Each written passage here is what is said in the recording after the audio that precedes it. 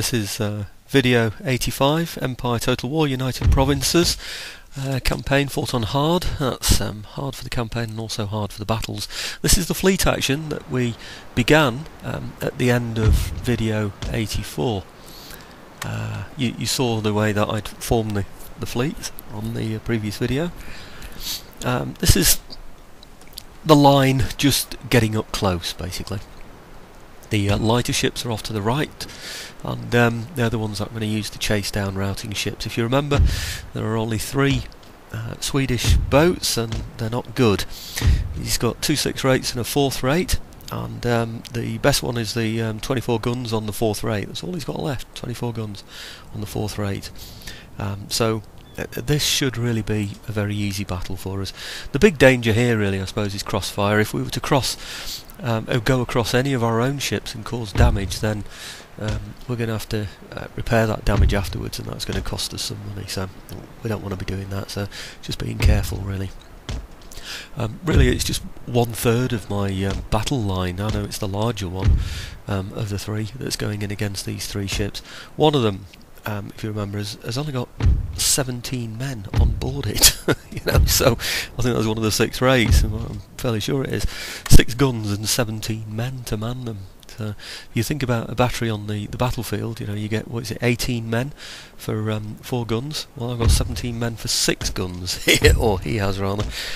So he hasn't got much of a chance, but I've checked out his hulls and they do seem fairly sound. So we're still going to go for hull damage. We're still going to damage his hulls. As opposed to going for his sails. If you just go for sails, yes, he'll surrender eventually, but he'll be shooting at you at the same time, so you're taking casualties. So we're not going to do that. Okay, so it looks like 2 of his ships have gone already. I'm not surprised. He's got my 4th rate, my flagship. He's got 6 rates up there as well, all blasting away, all at full strength as well, fully manned, with full gun decks. So he really didn't stand much of a chance there at all.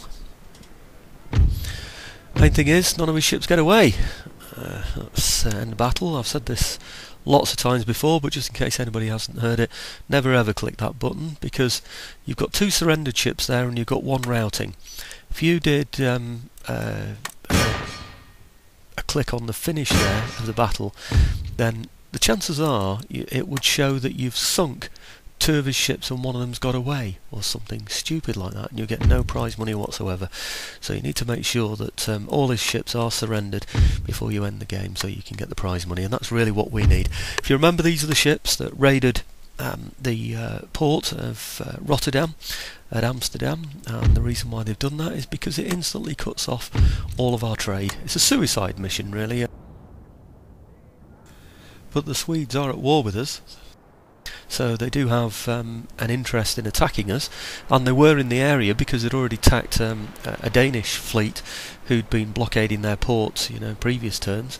So that all makes sense, and they've just decided to blockade our port, rather stupidly for them, but it really was a suicide mission.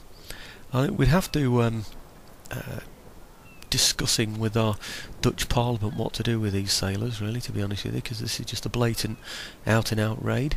What do? Do we hang them all, or do we offer them service in our navy and disperse them throughout our ships?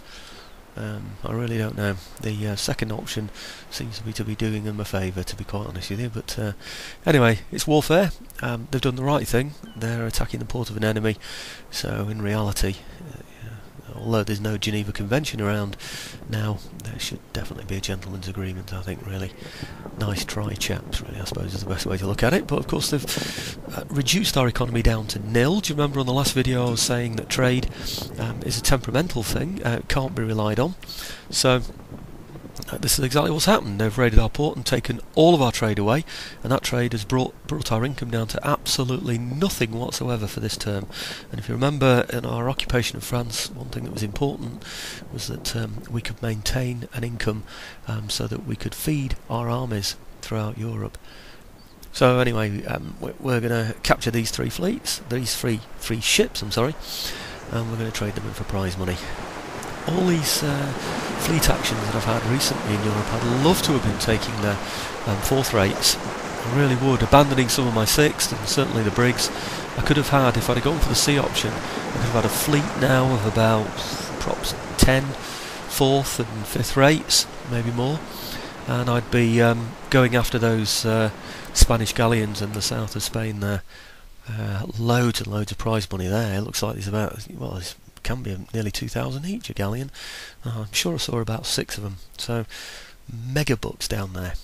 So close up of my sloop, it's chasing him so that he doesn't get away, of course. And you click the insert button, it'll take you onto the ship so you can see what's going on. I've got it on fast, actually. That's why you can see the clouds going flying by there. So it is the ship is moving quickly at the moment. So that's why you couldn't hear anything. You couldn't hear the sea spray or anything like that. Okay, here we go. We're catching up with it now. This is one of the 6 rates, I believe, by the look of it. I've got him on grape shot.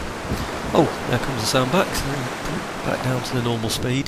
Those are changes that I do in-game, by the way, that's not creating the movie or anything. That red ring you can see around there. Oh, there's a whiff of grape shot, that was automatically fired. That should reduce his numbers a bit. Let's have a little bit of musket fire, lads. Yep, there you go, just tickle him a little bit with a musket fire. That should scare him to death. We've been in a battle, they've lost, all the other ships have gone. Throw over the grappling hooks, whiff a grape shot. With a grape shot, then throw over the grappling hooks, drag him in, fire your muskets into him. They've got no chance. Okay, that's the end of the sea battle. Like I said, we're going to take that as prize money instantly. We're speeding up this little bit as well because it can take about 20 or 30 seconds for these ships to go down sometimes, these fleets to go down, so speeded that up so it goes up quicker, just so that I can get what I've got, is the word footage, onto the one video. Right. Repair the ships. There's only a few that are damaged, but and it's very little damage as well anyway. But I'm hoping now that my income is going to come largely through Paris. Now that we're building up Paris, and of course Mexico is a good earner for us. Ceylon isn't doing so bad, and of course Amsterdam as well. So this is the biggest threat to us. These are the Spaniards. Look at those guns, 4 of them, fixed guns, and he's still got, I don't know if they're pikemen or militia in there, but he's still got his poor quality troops there, so as of I mind you. Anyway, fixed artillery are not going to be much use to him if he attacks me, so that's 4 of his units out of the battle when he comes to battle. So really, 2, 4, 5, he's got some guard in there. 6, 7, he's got 7-foot units in there. I can use square formation now, so I'm less worried about his cavalry. I've got no artillery, so it's not going to be vulnerable to his cavalry. So my tactics, of course, would be to form up on the side of the back of a town. So he's got to attack through the town. That then virtually disables his guns anyway, because he won't be able to reach it. Of course, he can't move them any closer, so we form backwards. So he's then got to take me out with those 5 infantry units. Obviously, he can use his cavalry, but then we'll form square and fend them off that way. So it looks like we've got, and of course in the fortification in Paris, we'd be fighting only an infantry army anyway. So usual tactics there, usual fortress tactics that you've seen me use before. So I feel fairly safe against those Spanish that are coming up to get me, and it's unlikely he's going to disband those and reform. I'm sending this fleet over to Mexico, partly so I can look around and see whatever else is in the Caribbean Sea, but also because I want to, because this is my best recruiting place in the Americas, and I still need to take Andalusia, which is one of my objectives, and this is the best place, I think, perhaps to get troops from. Also, I perhaps need to reduce the number of troops I've got in Mexico now, maybe, depending on whether I'm feel safe enough from the Pueblos to the north. Have a quick look around. It doesn't look like there's anything else around that I can grab.